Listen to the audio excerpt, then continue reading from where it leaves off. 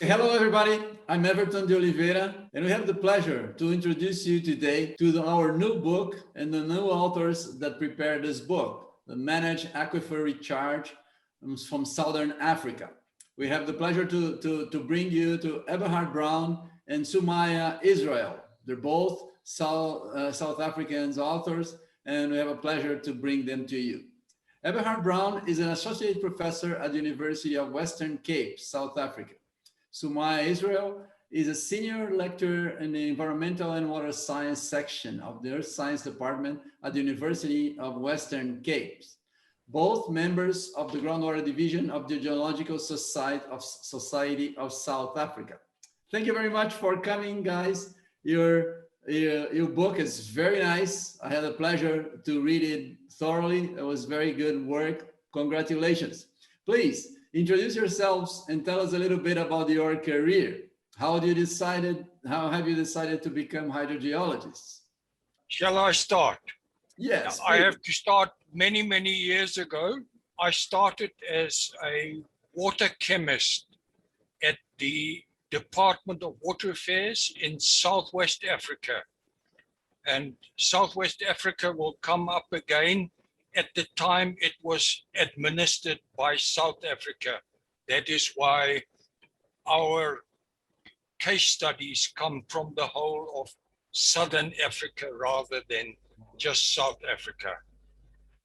But there, we were few scientists, and so the chemist also had to go out into the bush to collect his samples.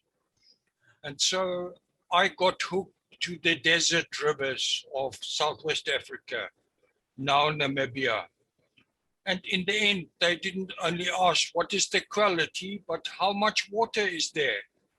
So I had to read up, and they gave me Bente Chow, the big hydrology Bible. And I read about storage coefficients. And I made an estimate how much water is there in the desert rivers. But in the end, I felt my knowledge was not enough, and I applied for bursaries, and in the end had a wonderful year at Imperial College in London for a master's in engineering hydrology. And I specialized in groundwater there. That's how I became a hydrogeologist. Oh, that's very good. That's very good. Good for us. Sumaya, please. So I did my undergrad at the university where I'm actually lecturing now. And I think my interest for groundwater specifically was sparked during one of our structural mapping geology field school trips, where so we were mapping all the structural features, and one of the lecturers said, you know, that's where I think I pointed out some lineaments and fractures, and he said, yes, you know, that's where the groundwater is likely to sit. And I was totally intrigued. I wanted to know more. And I think that kind of just took me on a journey into groundwater. From there, that was my focus. I did pure chemistry and geology. And so working as geochemistry, like I do a lot of water quality, water rock interaction type work. So it was also perfect in combining my two stronger areas of knowledge. So that's how I got into hydrogeology. And how did you get to know each other to end up in a book? Because he lives in Pretoria and you live in Cape Town. You're far from each other. I think I would say I've always known of Eberhard. I don't think we've possibly interacted on a few occasions, but it's been limited. I think really Shafiq Adams from the WRC is the person who has connected us for this task. Eberhard. Yeah, it was the wisdom of the Water Research Commission to put us together. But we have one connection, is that we are both at University Western Cape. And I had the blessing of a second life after retirement from government, 40 years. I was able to join the University of Western Cape. And I did teaching there and projects. And now, still from Pretoria, I'm able to work when the opportunity arises. That's very good. I like your way to put in it, because you're working that. And I had a few days ago, I received a message from someone willing to translate the books, because our books are being translated into many languages, and hopefully yours is going to be too. And the guy says, well, I was a translator in my previous life. And that was very funny, the way he put it. The previous life, like you were a government guy in the previous life, right? Okay, so why writing a book about monitor aquifer recharge, and why focusing on South Africa? To whom is your book aimed at? If you read the book, you'll find one of the star case studies is about the Windhoek Aquifer. And I grew up, I was in boarding school in Windhoek, and the Department of Water Affairs, my first head office was in Windhoek. And so I knew the people who were beginning to be involved with that case study. They were my seniors, and I respected them tremendously. And I basically grew up with that Windhoek Aquifer case study. Oh, that's very good. You, Sumaya? Well, I've actually, like you're saying, you worked with these seniors. I also had the pleasure of working closely with the people who started some of the research in South Africa. And I actually, in my previous life, before I was a researcher at one of the research institutes in South Africa. So I actually worked really closely with some of the pioneering researchers, and had actually been monitoring some of these sites and actively working on some of the case study areas for a really long time. So I think why write a book? I think it's important for the rest of the world to know that what's happening here. I think I took Prof. Chiri on a visit to some of the sites in his time when he was here for the Groundwater Division conference, and he seemed rather surprised by what we have what we are actively doing in South Africa. So I think maybe it's time that the rest of the world are aware of what's actually happening here. Really? And why aquifer recharge? Why monitor aquifer recharge? Why did you pick this theme?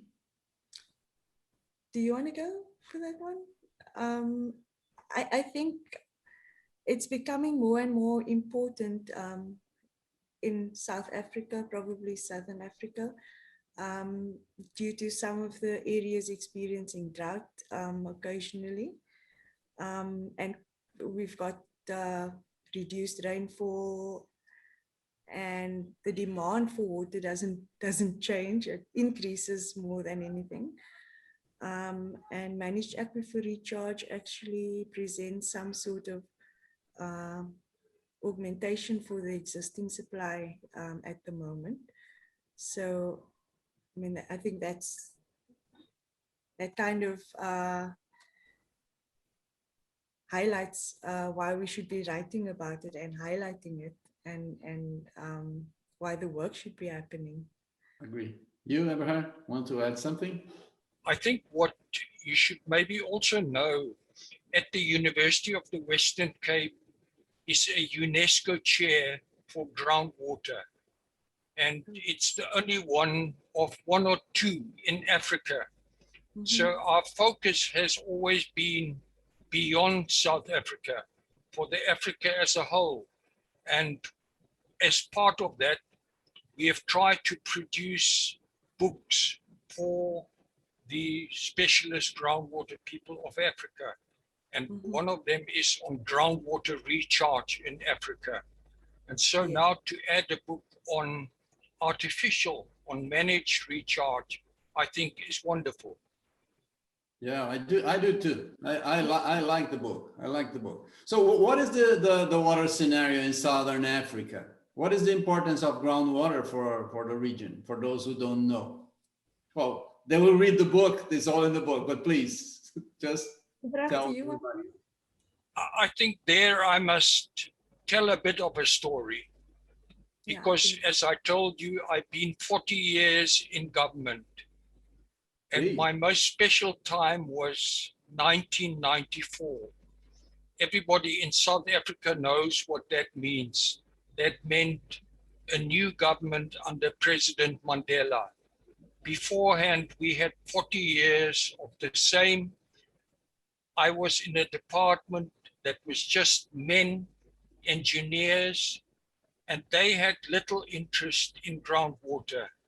Their interest was big dams, pipelines, and canals. And then came Mandela, and his first Minister of Water Affairs was Kader Asmal. He came back from exile in Ireland, where he was a human rights professor. And it was amazing, his insight immediately. After 6 months, he called surface water the masculine resource of concrete, of engineers, of pipelines. And he called groundwater the feminine resource, the resource for which women have to work every day to fetch it for kilometers. And they are concerned about the health of their children from poor quality water. So groundwater, the feminine resource. And within years, he produced the National Water Act. And in that act, groundwater changed from previously private water, about government was no interest, to a significant resource in the new National Water Act. So a drastic change in politics of the country brought a major change for groundwater in our country. That's a very nice story. I loved it. Very nice. Thank you. Sumaya, wow, I'm touched. Very nice. Yeah, to add to Eberhard, we in Cape Town, I'm not sure if you're aware of it, but we recently had a spell of drought. Year on year, our rainfall was declining. And suddenly there was a new sparked interest in groundwater. And it's now almost highlighted as being one of the more important alternate resources that we can use. And some of the towns in South Africa are solely dependent on groundwater. And those who have surface water, but where the volumes might be dwindling, some of them are now looking at groundwater as a alternate or a supporting kind of water resource to the existing water. So I think the importance has definitely increased over the last few decades. Yeah. So your book, you show, because then there's an option for artificial recharge or monitor, aquifer recharge is the name for it. So how is the natural recharge in Southern Africa compared to rainfall? And what affects the natural recharge? So why going to artificial recharge? I just want to add one sentence to what Sumaya said. Yes, please. Because what Kader Asmal immediately did as part of his human rights focus, he produced a map, or his staff produced a map of the people who had never been served with water, with electricity, with those things that people need. And the map for water showed that about 16,000 villages, mainly in the former homelands of the apartheid era, had never been served. And this could never be done with big dams and pipelines. So the real solution for meeting those basic needs of the people who had never been served became groundwater. And so there was a massive drive immediately following to drill and provide water for the people who had never been served. That's very good. So, Eberhard, could you please spell the name of the minister so people could, lots of people would like to browse the internet to look for his name. Could you spell his name, please? It's Kader, K-A-D-E-R, and then Asmal, A-S-M-A-L. Very good. He was an Indian from South Africa, but colored, obviously. So under apartheid, he could not study in South Africa. He was in exile in Ireland. Oh, okay. Oh, that's very good. This is a very nice story. So back to our question. About the recharge compared to rainfall. Yes, it's about 1 to 2% of average rainfall, but that is an average figure because we are in a semi-arid country. It is very variable, and for many years it is virtually zero, and then comes good, much above average rainfall, and it's suddenly a very high recharge. But that should immediately ring bells for managed recharge and for utilizing the storage in the aquifer. Because if for many years you don't get anything, then you need the storage, the natural storage that you have available. And that engineers also understand very well, because they spent millions to build artificial storage on the surface. That's true. Sumaya, you want to add something? Well, I'm obviously, he said a lot about it. In South Africa, we have a bit of a gradient with regards to rainfall, where our eastern and northeastern areas, they get summer rainfall, and they have higher rainfall than the western and southwestern parts. So the most of the areas from, say, central to the western side have really low rainfall, while the ones that are closer to the east coast have really high rainfall. So the recharge, like you said, it's variable depending on where in the country or where in the region you are. But of course, like Southwest Africa or Namibia and the western side of South Africa are really arid. Yeah, so they have really low, high evaporation rates, low recharge rates. Yeah. Okay. So, and how is the aquifer recharge perceived in the region? Are there programs to foster, monitor aquifer recharge? And who pays for these programs if there are programs? I think from our case studies, you will see that it is still a struggle to find it accepted as general practice. Mm-hmm. Even though there has been traditional, even artificial recharge, which we mention in our book, like especially in Southwest Africa, the sand storage dams, which is also a traditional practice in Kenya.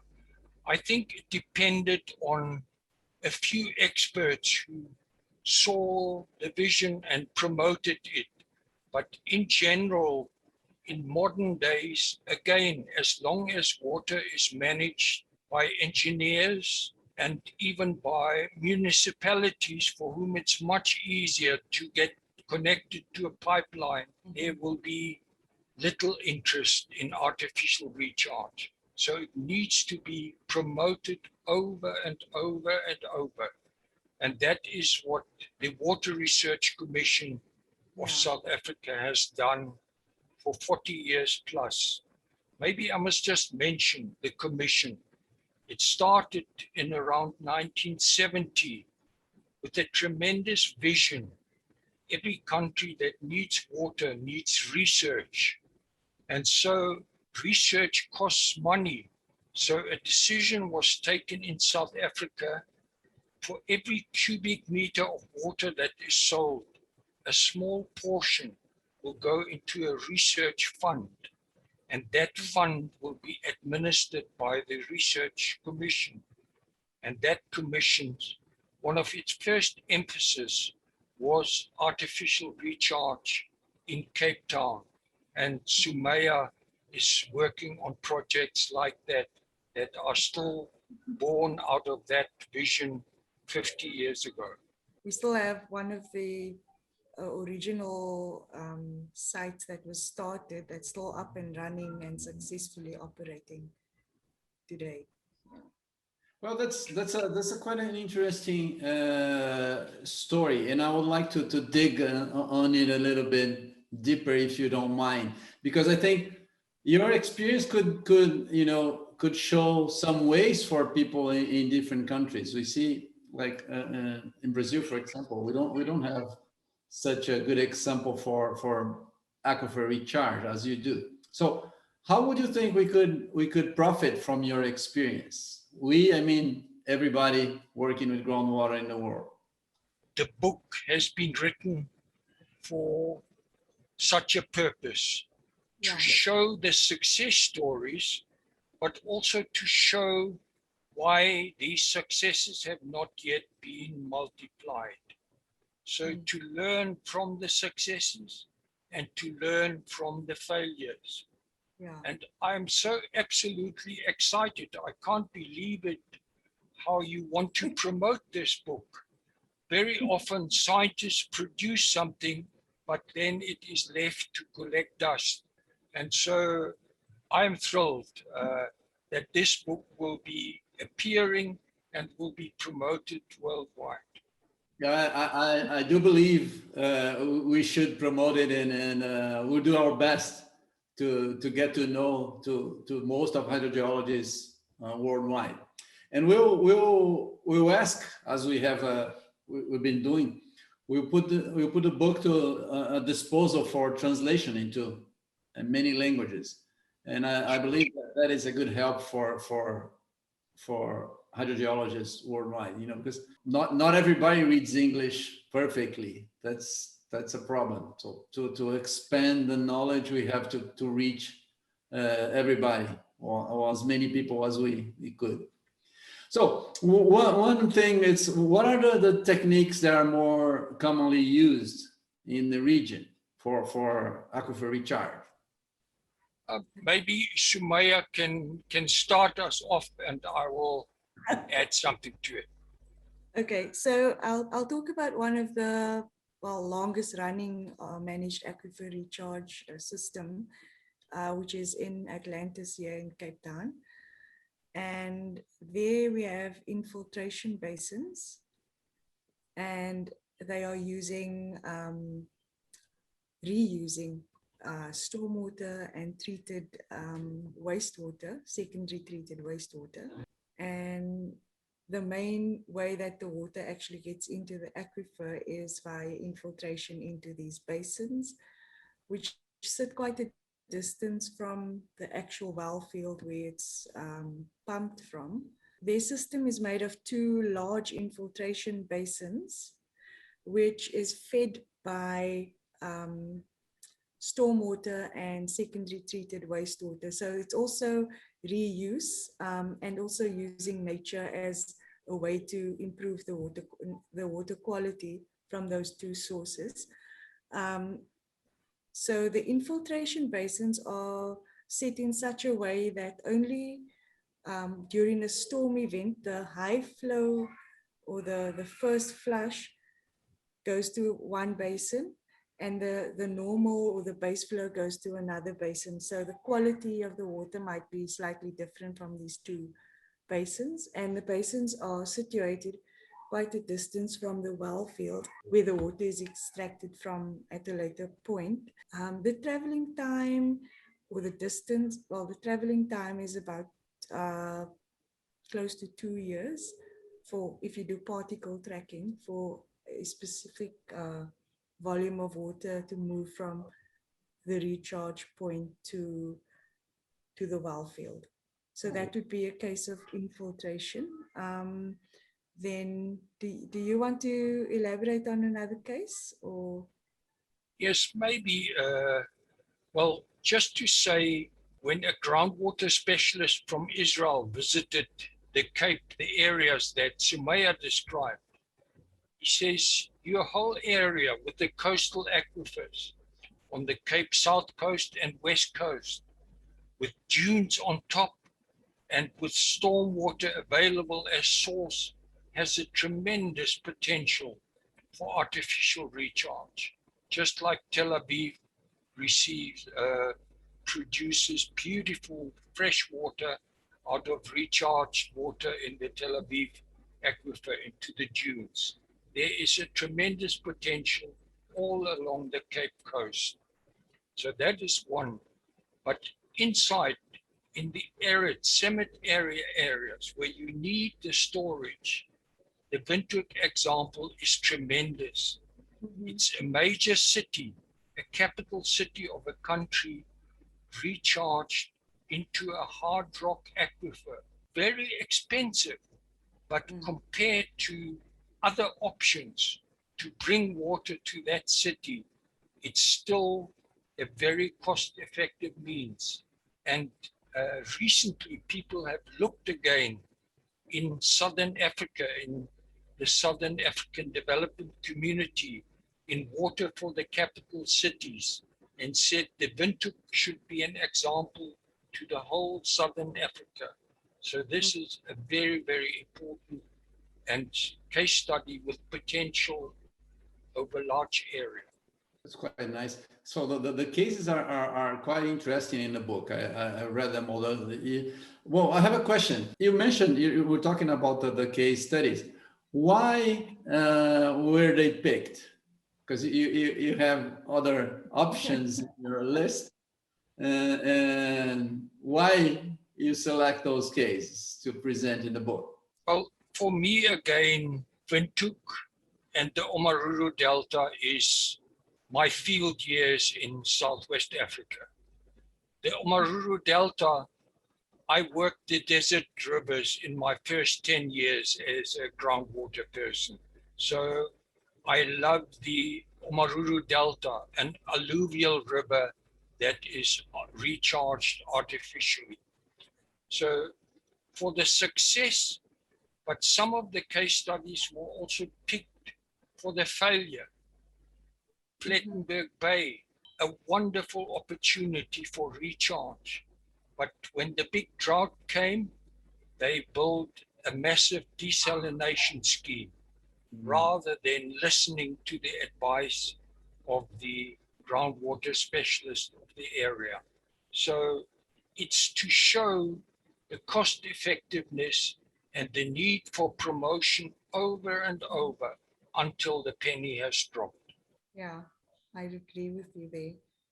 I think we've selected the successes, and also I think the cases almost demonstrate how you can have different stages, and we've actually got managed aquifer recharge that's still in research stage. Then we have some that's tested, where they've been implemented or tested, and then we have the actively running systems. So I think that was also captured to some extent in our selection. Yeah, like for me, the Atlantis case is a classic, and it's one of the longest running. It's running successfully.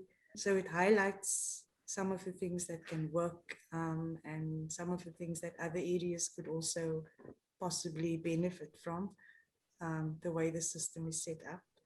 Could you please repeat when the Atlantis project started? Was it in the 70s? It was one of those really early studies that were funded by the Water Research Commission. It's quite old. Yeah. Yeah. Yes. And Yeah. still- by the Water Research Commission. And in the end, our concluding chapter, we're trying to figure out why this wonderful and cost-effective technology has not multiplied more. And in that, we illustrate Cape Town, where all the research started, and it was demonstrated what a potential it could be, and it still has not happened. But we also show some hopeful signs that maybe after 40 years, Cape Town will also come to the party. Good. Yeah. Good. Yeah, it looks like it might be, and that there are some developments. There's been some serious research into it. It's really just the implementation that needs to take place, I think. Cape Okay. Town had the worst drought that they could remember in, I think, was it 2018-19, Sumaya? Yeah, if you want to say duration, from about after 2013, the rainfall just really dwindled the amount. So it ended around 2017-18, yes. And then there were people who said, now you must really implement the natural storage that you have available all around. Yeah. Yeah, that's quite a good example. We need good examples so we can, promote this technique. I'm a firm believer of this technique. I think that's the way to go worldwide. But we do have to promote it and make it a reality. So I'd like to count on you to help us promote this, if you don't mind. To me, it's a miracle how it developed. It started as a chapter in an ebook. We were excited because John Cherry, we learned from his books when we started. And now this project of 3 resources, and now our own becoming a book by itself. Wonderful. Yes, we thank you. Wonderful. Thank you for your help. So, guys, thank you very much. Could you please make your final statements? What would you say for a potential reader? I hope that the book really gives you some insight into managed aquifer recharge, but also into the Southern African water situation, and gives you some kind of understanding of managed aquifer recharge techniques, and also how valuable they can be to put into practice. Like I hope that we've highlighted enough that it can work and that it actually is working well. I mean, we've even talked about the geological settings and all of that. So I hope that it can help some other researchers in other countries also test and implement the technology or the methods. Yeah. Thank you. I'm sure it will. Eberhard. As groundwater people, we know the importance of groundwater for the development of Africa. And we know if you manage Africa Recharge, you get to its full potential. So as a dedication, we've suggested Groundwater for Africa. We dedicate this book to the women of Africa in their continued toil for a safe and secure water supply for their families and communities. Thank you. That's Yeah. very nice. That's very nice. Thank you both, and we'll promote your book. And if you're willing to translate it into your language as well, that will be welcome. If you have students to help, we'll be very happy to promote and to distribute into your own language as well. That'll be very welcome. And I'm pretty sure I'll make an effort to see if we can get it translated to as many languages as possible. Thank you very much. And we thank you, everyone, for this initiative. Thank you. Yeah, it's been great. It's been amazing to be part of. Thank you. Thank you, guys.